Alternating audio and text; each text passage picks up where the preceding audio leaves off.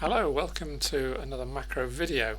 We're continuing to look today at the problem with the macro crashes, which Microsoft have presented us with, and looking at how to ameliorate the problem. I've done some work, but I can also give you some hints to help you along the way. So what is the basic problem? Microsoft have this thing that I call feature creep. In other words, they feel that they have to keep adding more and more and more facilities, but the more features that you put into the computer, into the program, the more computer time is needed, and then there's not so much computer time available for macros, especially for high intensity macros, which end up crashing. Some of them do. Okay, so what are the macros that are affected? It's mainly analysis macros, those four there, but also this copy text simple, which is a less important macro. So if you can avoid it starting in the first place, that's good, and to do so you will switch the updates off. I'll show you that in a second.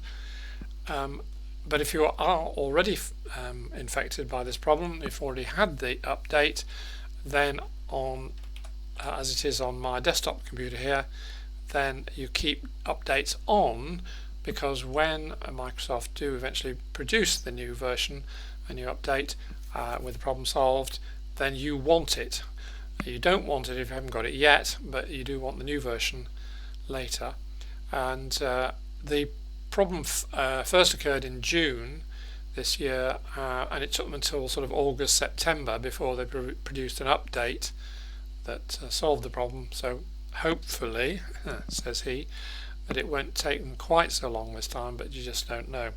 So how do you change the update status? You click File, down the bottom, Account, and what you've got there then is Update Options, and you can choose which one you want, disabling or updating on there. Okay. So when you're actually getting started and trying to say analyze a document, before you run the macro, just if you don't know whether you've got the update or not, remember to save all files just to save embarrassment. And what is more likely to crash? Well, bigger documents are more likely to crash, and more complex documents. And so although it may work on a small document, it may fail and crash on a larger document. So how can you help? Well, a lot of the analysis macros don't need all the formatting in your document, so use a text-only version. In other words, perhaps select the whole text, copy it, go into a brand new document and save as pure text in order to get text only. How can I help? Well, I've done some work over the last 2 or 3 weeks in trying to improve the macros, but I can nag you to save all files, so that could help you to avoid embarrassment. But I have actually put some extra code in the later versions, the latest versions.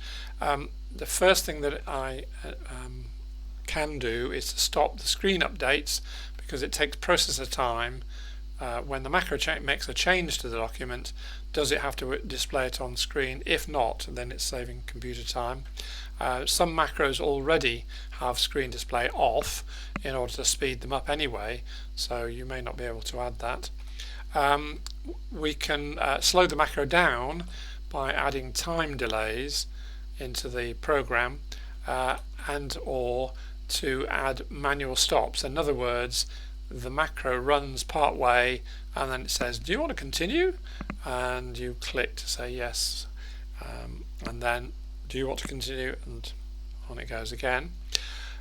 So how do you do that? Well, what I've put in the beginning of the various macros is a line saying my screen off equals, and it may say false, and you can change that to true. In other words, please switch the screen off while running complex processing.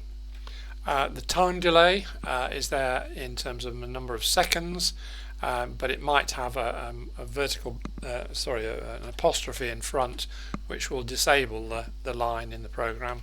So then that has to go so that this line, my delay equals, becomes effective and adds a 1 second delay every now and then in the course of running the macro.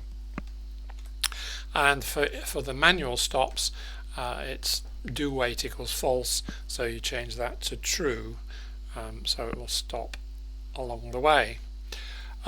Unfortunately, even so, it may not make any difference and you might still get crashes, but as long as you've saved the files, you'll be alright at least.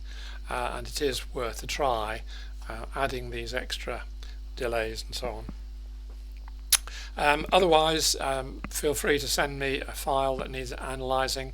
Tell me which analyses you want on it. I don't mind doing that for you. I'm retired, so I've got time to spare, and it's fun analysing documents. So well, that's about it. So okay, good luck, and I hope you don't get the crashes. All right, bye for now.